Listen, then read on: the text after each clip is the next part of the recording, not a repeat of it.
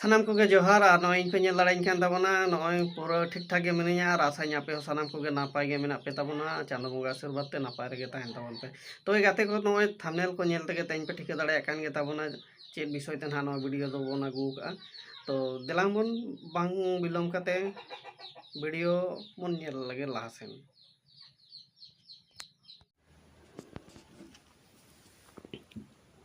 तबे गाते को बाहु कुड़ी को वंशावली फॉर्म चेलका बन पेरेजा और आवासीय प्रमाण पत्र रे प्रत्येक बार के नेलोगो कना जे बाहु कुड़ी को जखन के आवासीय प्रमाण पत्र ऑनलाइन कना बार बार रिजेक्ट कान तको तो ना रिजेक्ट ना कारण दो नोवा कना जे बाहु कुड़िया पारिस भेगारो कना और जावाया पारिस भेगारो कना ना जुग रे जहाँ तिना के बाहु बन आगु का को उनको पारिस दो जानाम ओड़ा रना के ताहेन कना आधार कार्ड रे और जावाया पारिस दो अलग कना ओना चिके ना वंशावली पेज रे गलती कान कारण ते बार बार रिजेक्ट कान तको तो बे बन नेला वंशावली चेक लेका बन तैयारा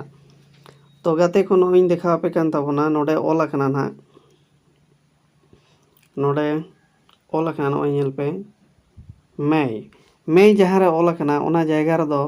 नोडे आवेदिका से जहाँ आवेदक कान ताबोना उनिया ᱧᱩᱛᱩᱢ बन ऑला इने तायम मेना पिता ऑब्लिक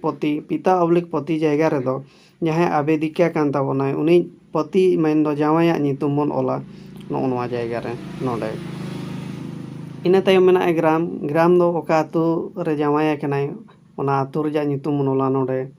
इने तायम पोस्ट ऑफिस मेना पोस्ट ऑफिस ओका कान ताको ओना पोस्ट ऑफिस जायगा रे पोस्ट ऑफिस रे ᱧᱩᱛᱩᱢ बन ऑला नोडे इने तायम पंचायत ओका कान ताको पंचायत रेना ᱧᱩᱛᱩᱢ बन ऑला नोडे इने तायम लासेन बन नेल दिया नोडे ओला कना थाना जायगा रे दो ओका थाना कान ताको ओना थाना ओका पड़ा कना ओना थाना रे ᱧᱩᱛᱩᱢ बन ऑला इने तायम मेना जिला दो ओका जिला रनिक कना से ओका जिला पड़ा कना ओना जिला रेना ᱧᱩᱛᱩᱢ बन ऑला नो जिला जायगा रे नोडे इने तायम मेना मेरा खाता नंबर दो जहाँ खुतियन रे खाता संख्या कान ताबोना ओना गे नोडे बन ऑला इने तायम मेना मौजा नंबर गाते को मौजा नंबर और थाना नंबर दो मिटन जिनिस कान गया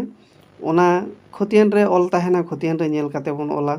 जहाँ खुतियन रे एम कना मोने का पे 1 2 3 की बांग ना जाना गे ओना खुतियन रे ऑल मेना ओना गे ना ना मौजा नंबर जायगा नो नोडे बन ऑला रकवा बन बड़ाय खान रकवा बन ऑला नोडे आ बाबन बड़ाय खान दो बाबन ऑला इने तायम मेना बिघा कट्ठा दूर जुदी बन बड़ाया एनखान बन ऑला नोवा जायगा रे बांखान दो बाबन ऑला इने तायम मेना मेरे पूर्वज जायगा रे दो जहाँ खुतियानी रेवती कान ताबोना जहाँ ᱧᱩᱛᱩᱢ ते खुतियन मेना उनी खुतियन रे नेल कते उनिया ᱧᱩᱛᱩᱢ बन ऑला मोने का पे अब संताल गातो करिन हापड़ाम को ᱧᱩᱛᱩᱢ दो जास्ती खन जास्ती करते संथाल बांखान माझी ᱧᱩᱛᱩᱢ तेगे खुतियन दो मेना ओना दो ओना नेल कते गे ओना हिसाब तेगे मेरे पूर्वज जायगा रे दो उनी खुतियन धारिया ᱧᱩᱛᱩᱢ बन ऑला मोने का पे जुदी खुतियन रे मेना एच संथाल बांखान माझी कनाय ना खुतियन धारी ताबन आबोरिन गड़म हाड़ाम को हुई दाड़ेया आबोरिन दादा हाड़ाम हो को हुई दाड़ेया पे ᱧᱩᱛᱩᱢ ते मेना उनिया ᱧᱩᱛᱩम गे ना नोडे बन ऑला नोवा जायगा रे इने तायम लातार रे बन नेला नोय ऑला कना सामान्य जाति रे दो जातिना गे संताल गातो करिन मेना बोना आबो दो ना सामान्य जाति जायगा रे दो नो नोडे संथाल बन ऑला इने तायम बन नेला वंशावली चेक लेका बन तैयार वंशावली दो पुइलो रे दो ओकया ᱧᱩᱛᱩᱢ ते खुतियन मेना उनी दो ना खुतियन रे दो संथाल बांखान माझी ऑल कानते मोने का पे खुतियन दो ना एच संथाल या तो माझी ᱧᱩᱛᱩᱢ ते मेना एनखान पुइलो रे दो नोडे बन ऑला एच संथाल बांखान माझी इने तायम नोआ जहाँ तीर चिन्ह एम खान ओंका गे चिन्ह एम इदी कते बन ऑला लातार बन ऑलया उनी गिद्रा अपोय कनाय ना मोने का पे एच संथाल गिद्रा दो कनाय राम सोरेन एनखान उना जायगा रे दो नोडे राम सोरेना ᱧᱩᱛᱩᱢ ऑला कना नोंका बन पेरेजाय इने परे मोने का पे जे राम सोरेन इन दो पिया ताय गिद्रा खान प्रथम गिद्रा दो कनाय राहुल सोरेन उनी दो नोडे बन ऑलया इने तायम दोसार दो मोने का पे जुदी श्याम सोरेन कनाय एनखान नोडे श्याम सोरेन बन ऑलया इने परे तेसार दो बन नेलया जुदी कुड़ी गिद्रा कनाय एनखान दो नोडे बन ऑलया गीता सोरेन नोआ दो ना एक्चुअली रे दो नुकु दो ना आपे बुझाव लगित ते नोआ ᱧᱩᱛᱩᱢ को दो ना नोंका एमा कना नोंका दो मोने का पे श्याम सोरेन बाहू दो कनाय ना एक्स हांसदा एनखान सियाम दो नाग सोरेन पारिसिज कना और बाहु ताई दो नाग हांसदा पारिसिज कना। एनखान सियाम खना नोंका तीर चिन्ह एम काते बन ओलेया सियामा लातार रे जे एक्स हांसदा और ब्रैकेट रे बन ओला साइड रे नोडे वाइफ बांखान हिंदी ते बन ओल खान दो पत्नी और ओना लातार रे बन ओला एप्लीकेंट बांखान दो हिंदी ते बन ओल खान दो आवेदिका। नोंका ओल काते गे नोआ वंशावली दो सही मेनते माना और तबेना गे आवासीय प्रमाण पत्र दो बेना। इने तायम लातार बन नेल दाड़े कना नोडे ओल अखना आवेदिका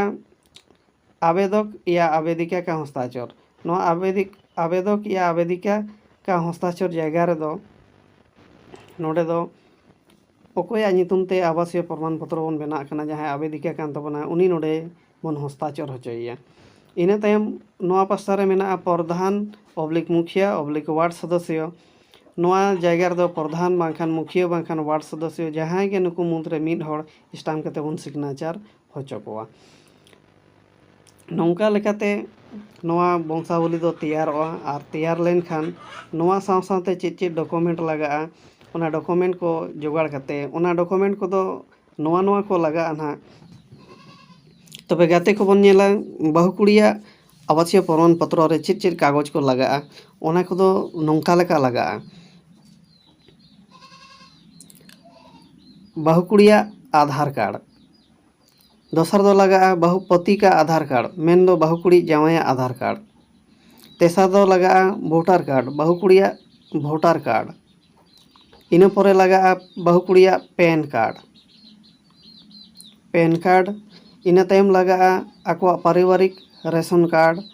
इना परे आवासीय प्रमाण पत्र रेया फॉर्म इना परे वंशावली इना तायम लगा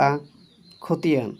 तो गाते को खतियान दो ओनाटा बन लगावा जहां खतियान रे मकान सोहन ऑल मेना ओना खतियान गे आवासीय प्रमाण पत्र बनाव लगी दो बन लगावा। एटागा खतियान बन लगाव लेखान आवासीय प्रमाण पत्र दो बांग बेना ओना दो रिजेक्टोआ। ओनाते आपे कोठेन नेहर ताहेन कना जे आवासीय प्रमाण पत्र बनाव लगी ते दो